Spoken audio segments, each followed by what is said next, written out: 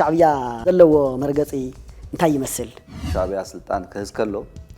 دارجا للي 300 فابريكاتات أبير ترانيرن أب ممرقتا حدش تكال سدرابيت نيبسي هاسل زقات أما قتلات زملكتن أب دوب سودان 266 سبات زقات لحدش متكعت زملكتن جكازي أبي أحمد زقبرو قال محتد زملكتن أبي سعود عرب إمباسي أمريكا زقات أما متكعتن أبي لعلي إيران زغطل ذلو متكعتن زملكت كال حسر زولها قدس حبريتات نرقمي سامو داتام سايت صنحو خمت المود لايك مقبار جمرو حدش يحركينكم سابسكرايب يترسعو توم سابسكرايب زقبركمون نايدول ملكت اون مقبار يترسعو حبريتات أب أوانو متام كبسحكم سامو داتام سايت صنحو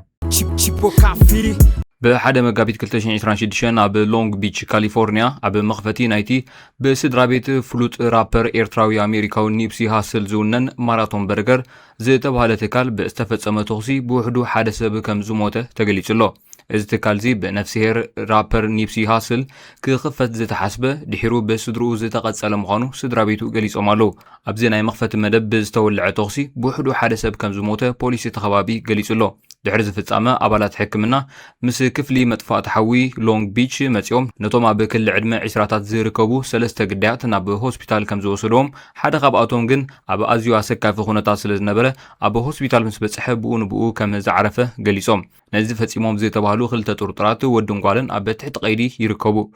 بخمي كم استفصمه بلكع نصور ايكونن زبله بوليسي تخبابي اب مصراي كم زلون حبيرلو اب اف دغ ماراثون برجر زي تباله تحدش تكال كاب 50 حساب 67 اب مسرع كوينوم يصبيو خم زنبرو هاندبت غنا بمونغوت حزبي كابت بلوك نلعلي توخس مستسمعه حزبي خباتاتن جميرو اب تخبابي بستسالو فيديوهات يملكتو سنطببኛ ኒፕሲ ሃስል ትክክለኛ ሽሙ ኤርሚያስ አስጎዶም ኮይኑ ዕውት ሽልማት ግራሚዩ ኣብ 2010 ንሙዚቃ ፋሽን መዘናግዕ ማእከልን ዘጠቃለለ ማራቶን ዝተባሃለ ትካል ኣበጊሱ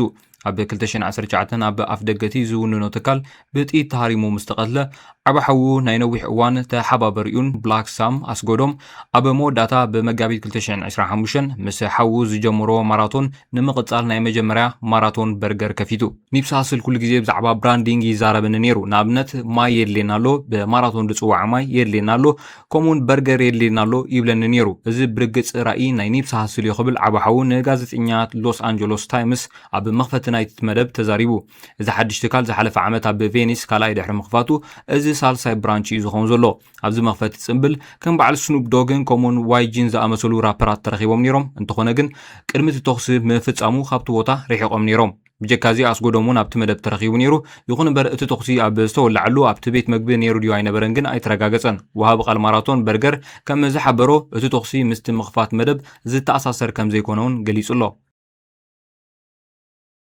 ቀዳማይ ሚኒስትር አብይ አሕመድ በትግርኛ ቃለ መሕተት አካይዱ እዚ ንሎም ምሸት ክዝርጋሕ ምዃኑ ዝተገልጸ ቃለ መሕተት ብዛዕባ ኢትዮጵያ ኣብ ዝሕጅዋን ምስ ሓይልታት ትግራይ ምስ ኤርትራ ኣትያቶ ዘላ ወጥሪ ዘተኮረ ምዃኑን ተገሊጹሎ አብይ አሕመድ በትግርኛ ቃለ መሕተት ክገብር እዚ ናይ መጀመርያ ኣይኮነን ቅድሚ ሕጂ እውን ቅድሚ ምስ ትግራይ ዝነበረ ኩናት ምኽፋቱ ተመሳሳሊ ቃለ መሕተት አካይዱ ነይሩ ኩናት ምድላው እናገበረ እዩ ይዝብሃል ወረታት ኣሎ ከም ዝፍለጥ ሕወሓት ናብ መሬት ክወርድ ብዘይክእል بلوي كل حساب تتأثر والدبيو حجي صقم كوينو زلو اب كبابي والقايت سفناقلو زملكتيو الشعبيه زلو مرقصي انتي يمثل شعبيه سلطان كهزكلو دارجا للي 300 فابريكاتات ابير ترانيرن لومي دارجا كلن عنين حنتي يونيفرسيتي نير اسمرا يونيفرسيتي تبحال مساون تاعتيا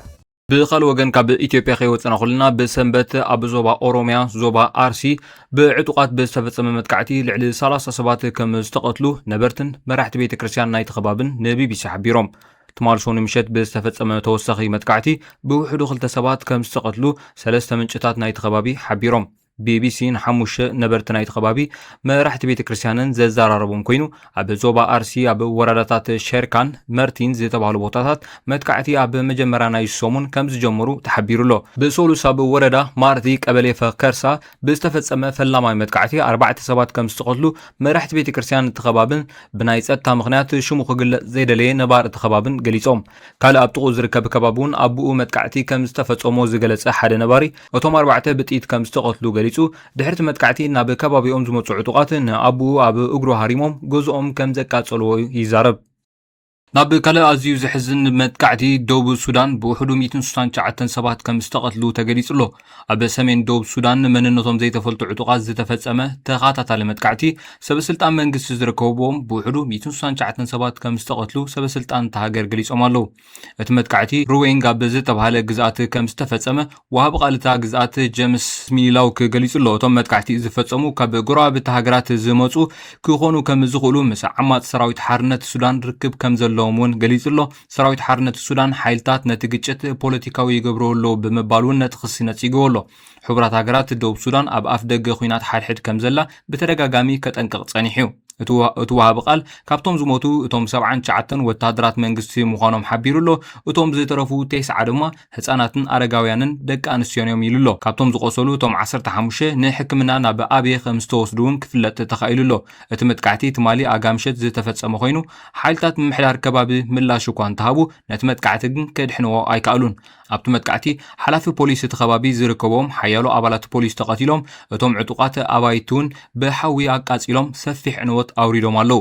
ወኪል ሕቡራት ሃገራት ኣብ ደቡብ ሱዳን ኣብ ዝሃቦ መግለጺ እቲ መጥቃዕቲ ስዒቡ ኣስታት 1,000 ሰባት ነብሶም ንምክልኻል ካብ ቦታኦም ከም ዝሃደሙ ሓቢሩ ኣሎ። ወኪል ሕቡራት ሃገራት ከምዚ ዓይነት መጥቃዕቲ ክፍጸም ከም ዝኽእል ቅድሚ 48 ሰዓታት መጠንቀቕታ ኣውፅኡ ነይሩ እዩ። ኤምባሲ ኣሜሪካ ኣብ ሪያድ ብድሮን ታሪሙ። ሚኒስትሪ ምክልኻል ስዑድ ዓረብ ኣብ ሪያድ ንዝርከብ ኤምባሲ ኣሜሪካ ብክልተ ድሮናት መጥቃዕቲ ከም ዝተፈጸመሉ ኣረጋጊጹ። እቲ ሚኒስተር ኣብ ኤክስ ኣብ ዝጸሓፈ ጽሑፍ እቲ ውሱን መጠን ባርዕ ኣብቲ ህንፃ ንኡስ ንዋታዊ ዕንወት ከም ዘውረደ ገሊጹ ኣሎ። ተልእኾ ኣሜሪካ ብስዑድ ዓረብ ኣብ ጅዳ ሪያድን ንዝርከቡ ኣብ ቦታኦም ዝዕቀብሉ መልእኽቲ ኣውፂኡ ኣሎ። ኣብቲ ከባቢ ናብ ዝርከቡ ወታደራውያን ማዓስከራት ዝግበር ኣገዳሲ ዘይኮነ ምብጻሕ ክድረት ከም ዘለዎ እውን ይገልጽ። ትራምፕ ንመርበብ ኒውስ ኔሽን ኣብ ዝሃቦ መግለጺ ኣብ ኤምባሲ ኣሜሪካ ብሰንኪ ዝተፈጸመ መጥቃዕቲ ድሮን ንዝሰዓበ ሞት ኣባላት ሃገሩ ኣብ ቀረባ እዋን ሕነ ክፈድ ምዃኑ እውን ሓቢሩ ኣሎ። ኣሜሪካ በቲ መጥቃዕቲ ዛጊት 6 ኣባላት ከም ዝሞቱ ገሊጻ ኣላ። 18 ድማ ከም ዝቆሰሉ ትማል ምሸት ኣፍሊጣ። ኒውስ ኔሽን ኣብ ኤክስ ኣብ ዝጸሓፈ ጽሑፍ ትራምፕ ኣብ ባይታ ወታደራት ዘድልዮ ኣይመስለንን ከም ዝበለ እውን ሓቢራ ኣላ። እዚ ከምዚ ኢሉ እንከሎ ቢቢሲ ቫሪፋይ ኣብ ስዑድ ዓረብ ዝርከብ ዓብይ መጻረዪ ነዳዲ ብሰንኪ መጥቃዕቲ ድሮን ገዚፍ ዕንወት ከም ዝወረዶ ካብ ዝረኸቦ ሓድሽ ናይ ሳተላይት ምስሊ ክርዳእ ከም ዝኽኣለ ገሊጹ ኣሎ። እቶም ሎሚ ብቫንቶር ዝተቐድሑ ምስልታት ኣብ ምብራቃዊ ከተማ ራስ ታኑር ዝርከቡ ኣብ ማእከላይ ከባቢ ናይቲ መጻረዪ ነዳዲ ኣብ ዘለዉ መዝሓሊ ግንብታት ባርዕ ነዳዲ ከም ዘርኢ ይሕብር። እቲ ቦታ ንዋና ታንከር ምስ ካልኦት ዝተፈላለዩ መኽዘናት ብመሰረት ቱቦ ዘራኽብ ኮይኑ ኣብ መዓልቲ 550,000 በርሚል ዝኸውን ናይ ምፍራይ ዓቕሚ ኣለዎ። ኩባንያ ነዳዲ ኣርሞኮ ሎሚ ኣብ ዝሃቦ መግለጺ ብሰንኪ መጥቃዕቲ ነቲ መጻረዪ ነዳዲ ንግዚኡ ከዓጽዎ ከም ዝተገደደ እውን ገሊጹ ኣሎ። ብጀካዚ ኣብ ቴህራን ዝርከብ ዓለም ለኻዊ ቅርሲ ዕንወት ወሪድዎ ኣሎ። ኣብ ቴህራን ዝርከብ ታሪኻዊ ቤተ መንግስቲ ጎልስታን ኣብ ውድብ ሕቡራት ሃገራት ትካል ትምህርቲ ስነ ፍልጠትን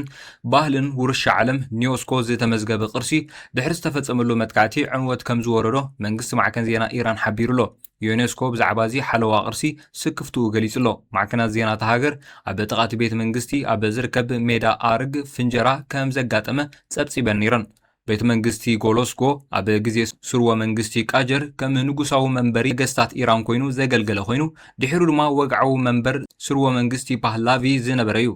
ብጀካዚ እስራኤል ኣብ ሊባኖስ ኣብ ተካይዶ ዘላ መጥቃዕቲ ብውሕዱ 52 ሰባት ከም ዝተቐትሉ ሰመዝ ሃገር ሓቢሮም። እቲ ንጉጅለ ሒዝቡላህ ዕላማ ዝገበረ ደብዳብ ኣብ ደቡባዊ ክፋል ርእሰ ከተማ ቤይሩት ዝርከቡ ሓያሎ ቦታታት ከም ዝተፈጸመ ጸብጻባት ይሕብሩ። ዕጡቃት ናይቲ ብኢራን ዝድገፍ ጉጅለ ኣብ ልዕሊ እስራኤል ሮኬት ድሕሪ ምውንጫፎም እስራኤል ሓያል ግብረ መልሲ ከም ዝሃበት ትገልጽ። ዓሳት 200 ካልኦት ኣብቲ ደብዳብ ከም ዝቆሰሉ ሰብ መዚ ጥዕና ሊባኖስ ሓቢሮም ኣለዉ።